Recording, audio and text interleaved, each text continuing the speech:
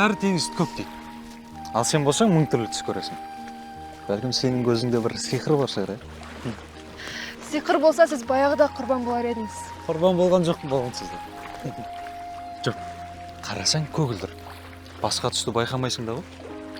Сіз алданып тұрсыз. Ақындар көк түстің өзін саңғырынан көреді. Теңіздің түсі әрқашан өзгеріп тұрады. Қалайша? Су деген жай су емес пе? Жоқ. Таңертең теңіз күміс сұр. Себебі күннің алғашқы сәулесін әлі қабылдай алмай жатады. Түс ауа айнадай жарқырап, көкшіл аралас жасылға боялады. Жел көтерілсе, қаралау тартады. Ал кешкісін алтын мен қызылға малынады. Қазір міне сондай болып келеді. Тіпті кейде күлгін түске де ауысады.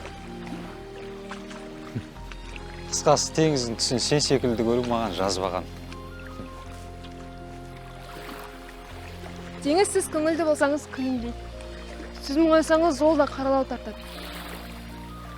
Ақын үшін теңіз сезімнің бояуы. Ойлашы, сен күндердің бір күнде үлкен ақын боласың.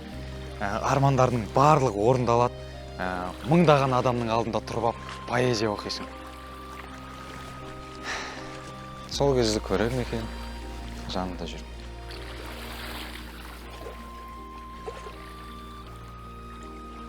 Кеттік көресіз.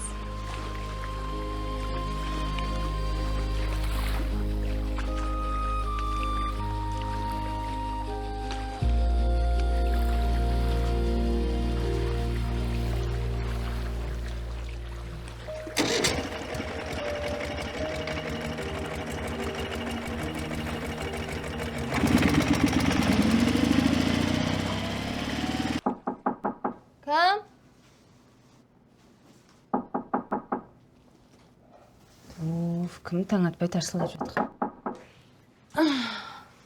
Елдана, тұршы. Фариза апайға барасың ғой. Тұр!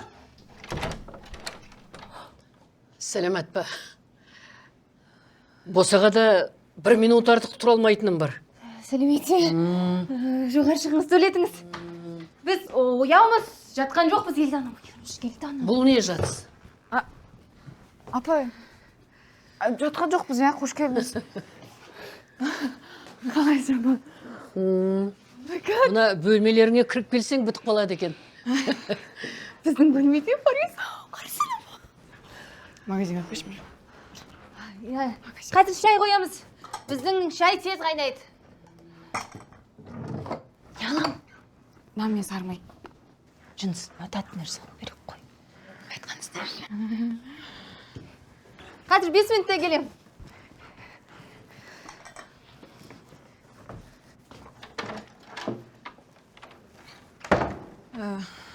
Тандай ыңғайсыздық үшін ренжімеңізші, апа. Келетініңізді білмей қалдық. Сенің жатақханада тұратыныңды білем ғой. Көрейін деп келдім. Қалдарың қалай? Көріп тұрғаныңыздай. Осы аядай ғана бөлме әзірге жарап тұр. Неше адам тұрасыңдар? Әзірге құрбым екеуміз ғана. Мен шай қояйын, е?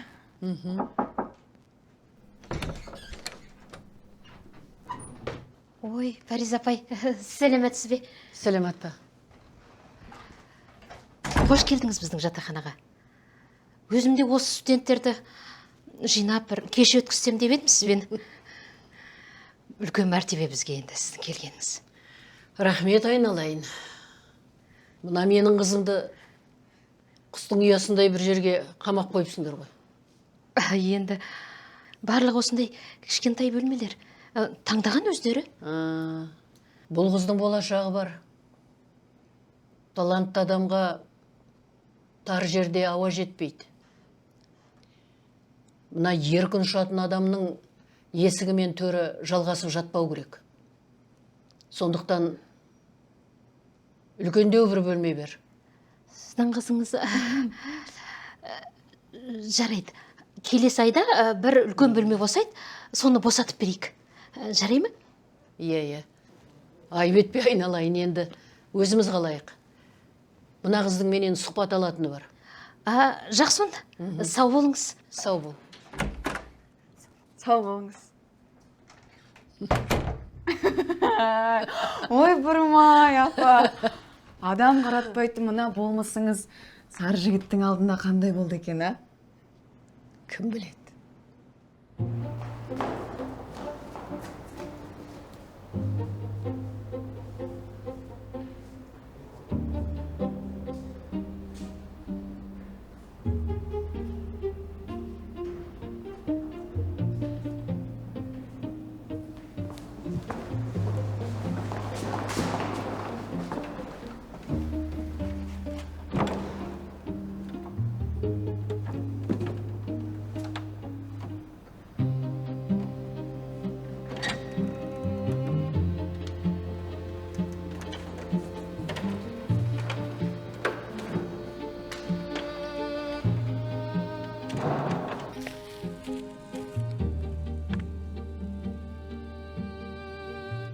Хабарламайсыз ба?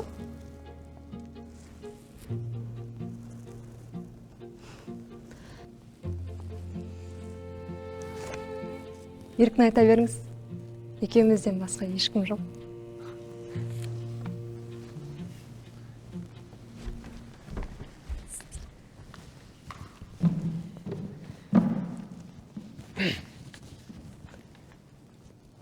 Ханымдар мен мырзалар, сіздердің алдарыңызда қазақ ақыны Фариза Оңғарсынова.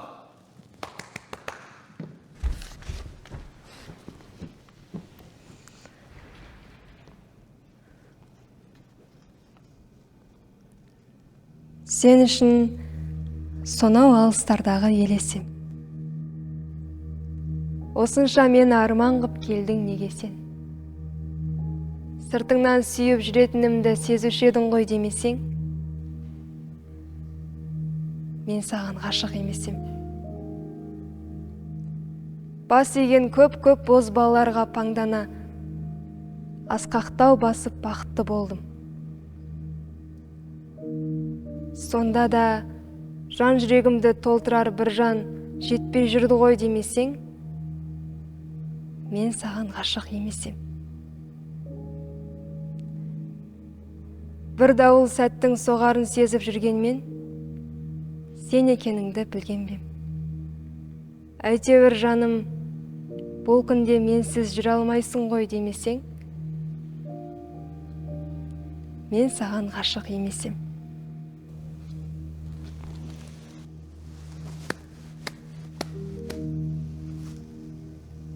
Ал мен саған ғашықпын. Қандай күшті. Қазіргі жігіттерде неге сондай романтика жоқ? Театр тұрмақ кинотеатрға да апармай қан ішеді ғой. Романтика деген ол бір-біріне жақын келген екі жүректің есігі. Ол есік сыртқа ашылады. Сонда мен ашам ба сол есікті? Сыртқа ашылса, сенен басқа кім ашады? Шайдан алып отырыңыз, апа. Сондай бір күндері менің бір топ өлеңім газетке жарияланды. Атақ пен абырой өзі тапты мені сол күні. Менің қыз жүрегімдегі жәудіреген өлеңім бүкіл мына қазақтың даласын әп-сәтте шарлап, өзіме қайтып қонды. Қанаты қатайған мына даланы өлеңімен бүріп ұстайтын қыранға айналып шыға келдім мен сонда. Мен не үшін ұнаттың? айтпаймын. Не үшін айтпайсың? Айтпаймын. Қай жеріме қызықтың? Көзіме? Жоқ. Мұртыма? Жоқ. Енді? Айтпаймын. Фариза, сүйінші! Фариза, сүйінші! Мәссаған, Ешкім жоқ деп едім ғой. не деген көрініс? Ғашықтың тілі тілсіз тіл. Көзбен көр де, ішпен біл. Фариза, біздің саған жақсы жаңалығымыз бар. Сенің өлеңдерің бүкіл елді дүр сілкіндірді. Міне қара, Атыраудан соққан дауыл деп жазыпты. Мына мінезі бар ақын қайдан шыққан деп бәрі таңғалып жатыр.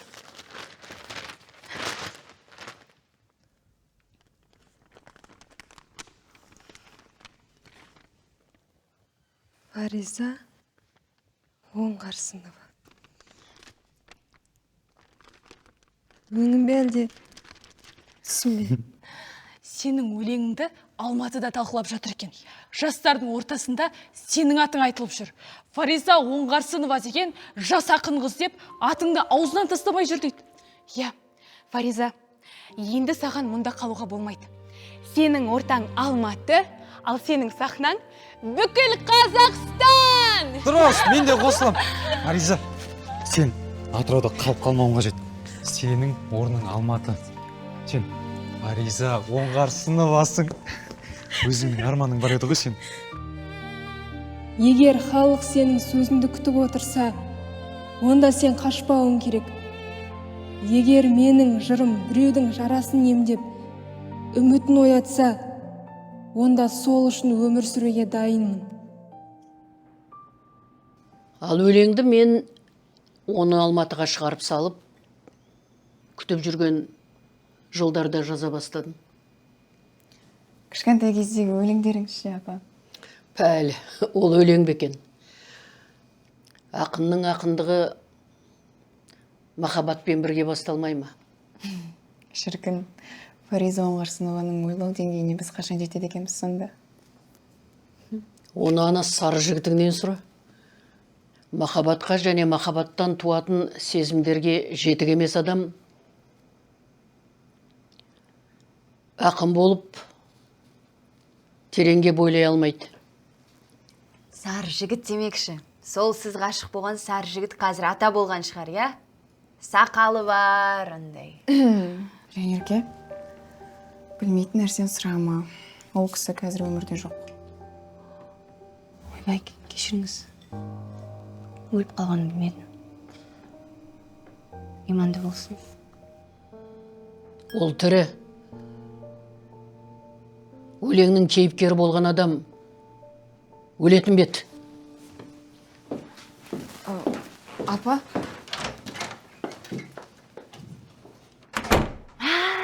Бәрін бүлдірдім ғой. Көзіне тік қарасам, терезеден секіріп кеткім келеді. Білмедім ғой өліп қалған, Елдана.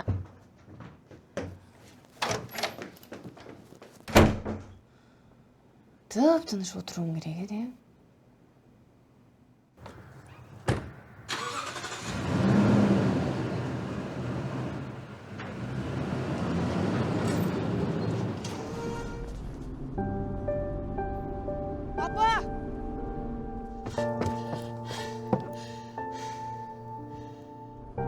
Сен маған бақыттасың, қайғыдасың, өмірсің таусылмайтын бай мұрасың. Өлермін сол сезіммен маған десе, аспаннан қара жерге ай құласын. Әйтеуір анық менің айнымасым.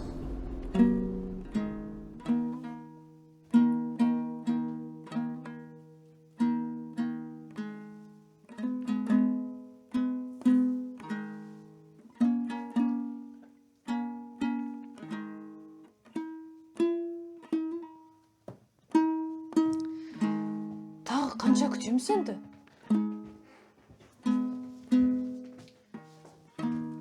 Фару, домбыраны қойшы.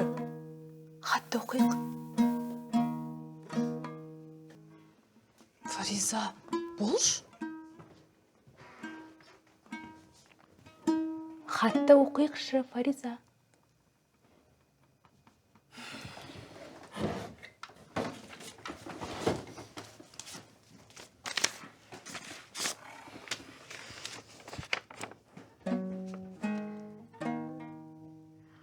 Атыраудағы асылым Фаризам. Саған бұл хатты Алматыдағы студенттік бөлмемнен жазып отырым. Қалада әр күн жаңалыққа толы. Бірақ оның бәрінің сенсіз мәні жоқ сияқты. Фариза, сенің өлеңдеріңді күнде қайталап оқимын. Газет бетінен көрген сайын кеудемді мақтаныш кернейді, жаза түс. Мынау мен жақсы көретін қыз деп іштей айғайлап қалам. Оқу шынымен ауыр. Бірақ менің арманым бар. Ақ халат киіп, елге дәрігер боп оралу. Ал сол кезде жанымда сен болсаң, мен үшін одан асқан бақыт жоқ. Сенің ақын жүрегің менің өмірімнің шамы болатын. Болды келіңдер. Тұра тұршы, қызық жеріне келдік. Жамал жер. Жоқ. Сенің қасыңда болған сәттерімді жиі еске аламын. Екеуміз мәдениет үйінің сахнасында вальс билеген кешімізді, теңіз жағасында ұзақ әңгімелескен шақтарымызды. Фариза, мен бір күні оқуымды бітіріп, ауылға оралам. Сол сәтте саған өзімнің ең үлкен сырымды айтамын. Сен менің ғұмырымдағы ең қымбат адамсың. Сен халықты өлеңіңмен емдейсің. Мен халықтың жарасын қолыммен жазам. Біз бірге болсақ, өмірдің далына төтеп береміз. Қазірше осы. Құрметпен, сары жігітің.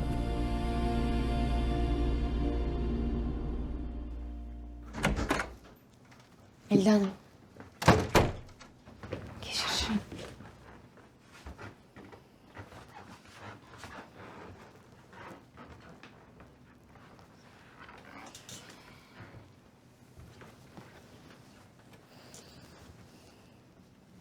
Мен шынымен білмей қалдым.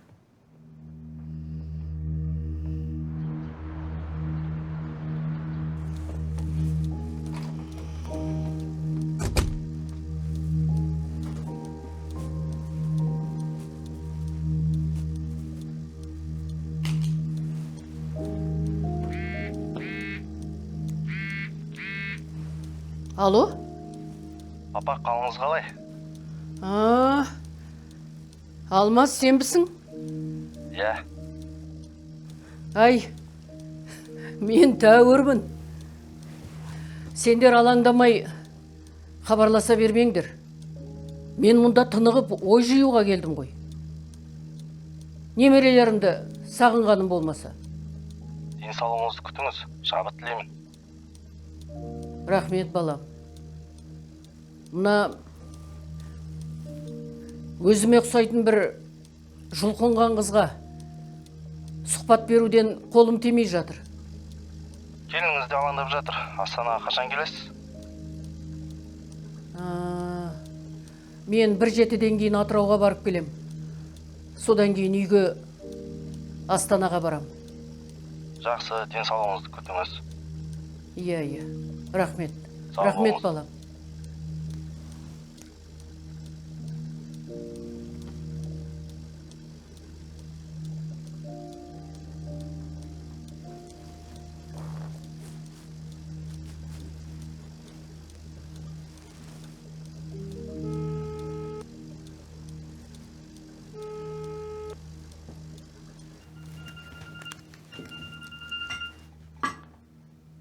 Алло, апа.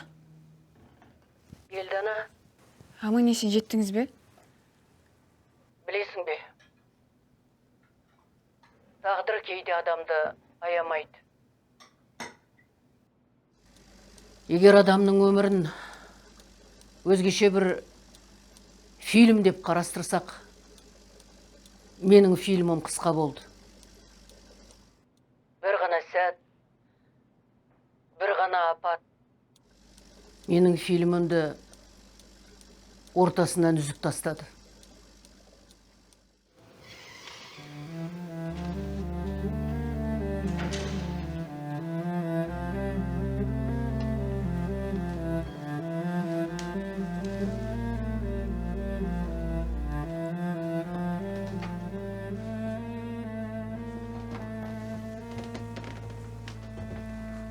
Фаризаш?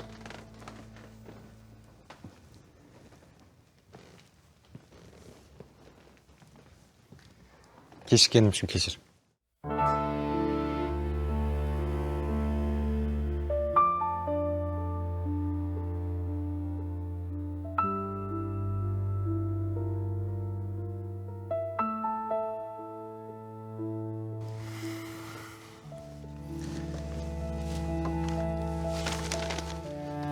Мына гүл саған, Фаризаш. Жүрегін сақта. Әлі жазарым көп. Фариза.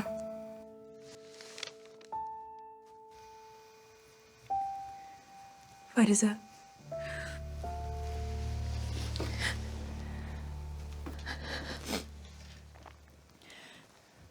Фариза, мен саған қалай айтарымды білмеймін. Сендер сөз байласып едіңдер ғой.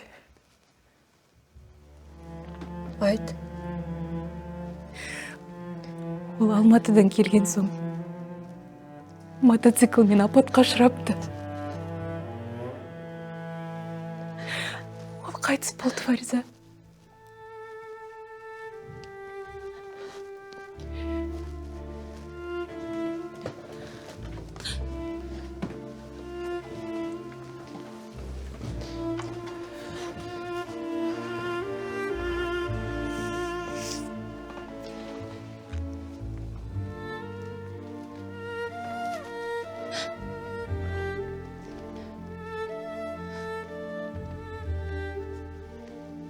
Фариза, құрбым, ол жоқ. Қайтыс болды, Фариза. Күн емес. Бекем бол, Фариза. Фариза.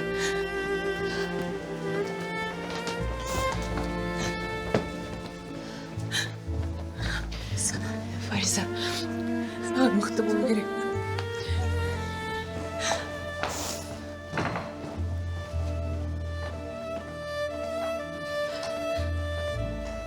Сенің от құшағыңда дүниені ұмытып талықсыдым. Жүрегімді өртеді жан ыстығың. Мынау байтақ әлемде тек екеуміз, жүргендейміз айналып ғарыштымың. Көзімді ашсам, шырын сәт көзден ұшып, кететіндей жанарды тас жұмдым. Сен жанымда жүрдің де, жанарымды толтырдың жылылыққа. Жан жылуын балар ем ұлылыққа, тәттілігін сезіндім бұл өмірдің, әр күніне тоймадым құнығып та. Қайырымды да боп кеттім, қатыгез жан дірілдеген жүрекпен сырығып па. Бірақ өзің айнадың, ұмыттың да жастықтың жұмақ күнін. Сен мысқылдап, мен болсам жылап тұрдым. Өмір деген бұрқанған дарияға бұрымымнан ұстап ап лақтырдым. Сонда ғана есейіп, бұл жалғанда бәр алдамшы екенін бірақ білдім.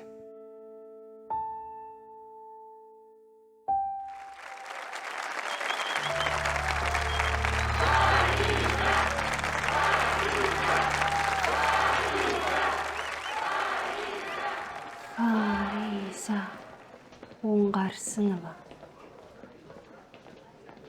Менің түсінгенім, өлең ол кісінің өмірлік бағдарламасы сияқты.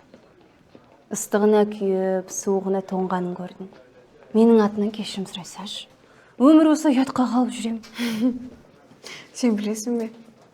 Фариза Оңғарсынова сол жігіт қайтыс болған соң, өзінің мәңгілік махаббатын, мәңгілік сағынышын лирикалық ғажайып өлеңдерге айналдырып жіберген. Меніңше, әйел ақындардың ішіндегі ең мықтысы Фариза апай. Қосылам, дұрыс айтасың.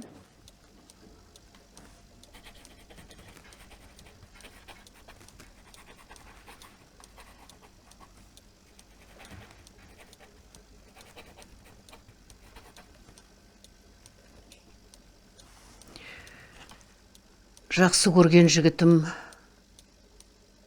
жол апатынан көз жұмды. Содан кейін қатты ауырып жатып қалдым. Ау апай, бірдеңе қажет пе? Жоқ, рахмет айналайын.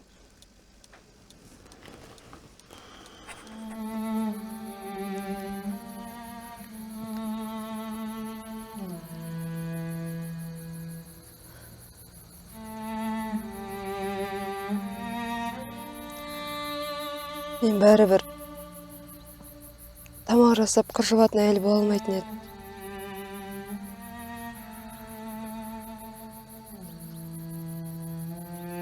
Мен ыдыс жуып жүре алмаймын ғой.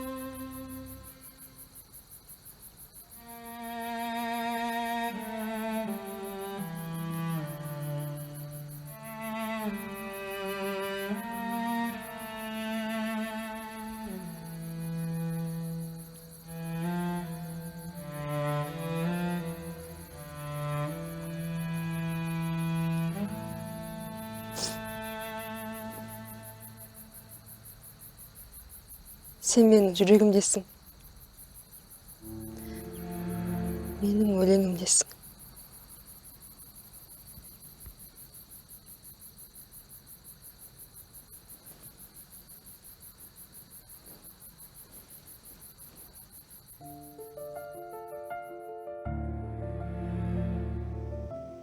Егер Фариза апам осы естеліктерді сақтап қалмаса, сүйген екінші рет өлгендей болатын еді.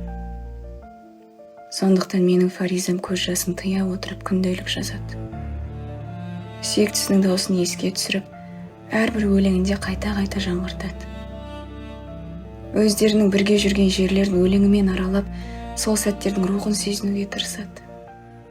Әрбір сурет, әрбір зат, тіпті әрбір ұсақ түйек ол үшін қазынаға айналған. Өлеңнің қазынасына. Қыз баласы үшін естеліктерді сақтау бұл тек қана сағыныш емес. Бұл махаббатқа берілген ант. Қыз баласы үшін естеліктерді сақтау бұл сағыныш емес. Бұл махаббатқа берілген ант. Фариза өзіне дейінгі қазақ қыздары айтпаған сырларды айтқан ақын. Келесі бөлімде Фаризаны жаңа қырынан танитын боласыздар.